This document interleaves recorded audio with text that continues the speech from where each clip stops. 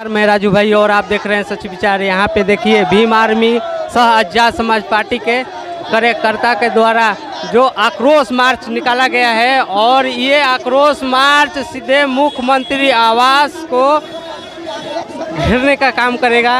ये दलित पे हो रहे उत्पीड़न के खिलाफ और दलित पे हो रहे अत्याचार के खिलाफ, दलितों को हक नहीं मिल पा रहा है इसके खिलाफ, जो दलित के ऊपर जो हो रहे अत्याचार को लेकर जो SC ST में जो केस होता है उसको लेकर SC ST का जो ज़मीन मुहैया कराने के लिए अभी तक सिर्फ नाम लिया जाता है कि मुहैया होगा, उसके खिलाफ में, उसके विरोध में कि नीतीश सरकार ने इतने दिन से अलाउ करके अभी तक नहीं दिया। जिसको अगर SC ST को अगर मिल गया है ज़मीनों को अभी तक कब्जा नहीं कराया गया है, किसी को पर्चा मिल गया है उनको कब्जा नहीं कराया गया है। इसके विरोध में भीम आर्मी सह आजाद समाज पार्टी ने ये आक्रोश मार्च निकाला, एक दिवसीय आंदोलन किया है, जो ये बहुत ही बड़ा समस्या है ये लोग के लिए, जो दलित समाज हैं उनके लिए।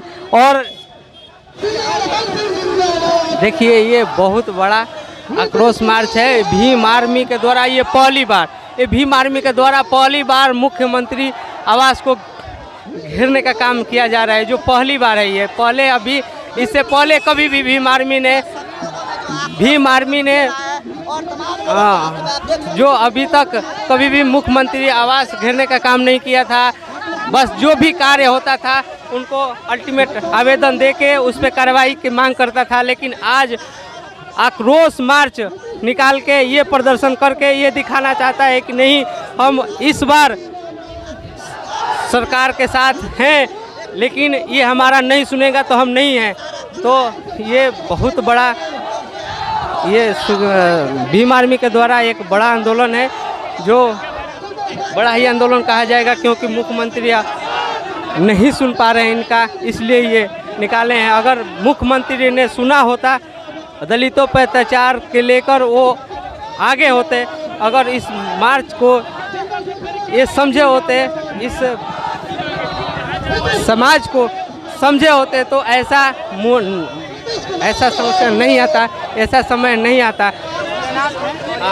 अभी भीम आर्मी को रोकने के लिए यहाँ पर बैरिकेड कर दिया है पुलिस प्रशासन ने, बिहार के पुलिस प्रशासन ने पूरा का पूरा, ये देखिए, देख पा रहे होंगे कि ये पूरा वेरिफिकेशन कर दिया है भीम आर्मी के कार्यकर्ताओं को कि नहीं जा पाए, जो ये बहुत ही बड़ा समस्या है, जो ये पुलिस प्रशासन के द्वारा घेर दिया गया है, पूरा घेर कर रखा गया है ताकि ये कोई नहीं जा पाए। भीम आर्मी कार्यकर्ता, ये देखिए जितना कार्यकर्ता नहीं उतना यहाँ पे फोर्स है, ठीक ना। तो देखिए पुलिस, नीतीश कुमार है का नारा लगाया जा रहा है। ये वेरिफिकेशन करने का क्या तात्पर्य बनता है ये लोग का? बिल्कुल, देखिए नीतीश कुमार की सरकार में भी दलित, पिछड़े और मुस्लिमों का आवाज़ दबाने का कार्य हो रहा है। उनको न्याय न देना, उनके ऊपर हो रहे जुल्म अत्याचार पे बातें न करना, ये इस चीज़ का सबूत है कि ये जो है दलित विरोधी हैं। ये तो सरकारें बहुजनों की सरकार मानी जाती है, फिर भी ऐसे क्यों? हम लोग भी यही सोचते थे कि ये बहुजनों की सरकार, लेकिन जब से इनकी सरकारें हैं तब से दलित और पिछड़े और आदिवासियों पे अत्याचार होना बंद नहीं हुआ है। और भीम आर्मी का संस्थापक आकर जब सरकार बहुजनों की बनी, नीतीश कुमार ने अभी महागठबंधन में जाके मिले और उस टाइम फुल से स्वागत किए थे। देखिए, स्वागत तो हर एक आदमी करता है, लेकिन अधिकार कोई देना नहीं चाहता है। अधिकार छीनना पड़ता है, अधिकार के लिए लड़ना पड़ता है। वही लड़ने के लिए हम लोग आए, अपना अधिकार लेने के लिए आए हम। तो यानी कि नीतीश कुमार जी के नेतृत्व में अभी दलितों का सम्मान, मान और इनका अधिकार नहीं मिल पा रहा है। कैसे हम कहें भाई, महिलाओं के ऊपर पेशाब किया जा रहा है, उनके साथ बलात्कार किया जा रहा है, हर एक जिलों में हर रोज दलितों का हत्या हो रहा है। इनके शासन प्रशासन के लोग FIR दर्ज नहीं करते हैं, ये एगो ट्वीट नहीं करते हैं। कैसे आप बहुजनों की सरकार आपको कह दिया जाए? आपने और बीजेपी में अंतर क्या है? दलितों को कहाँ देखते हैं अभी इस स्थिति में? इस स्थिति में दलित को कहाँ देखते हैं आप? दलितों की स्थिति बिहार में बहुत ही, कहा जाए कि इतना इनकी दयनीय स्थिति है यहाँ पर, क्योंकि ये इनका कोई यहाँ लीडर नहीं है, इनका कोई सुनने वाला नहीं है।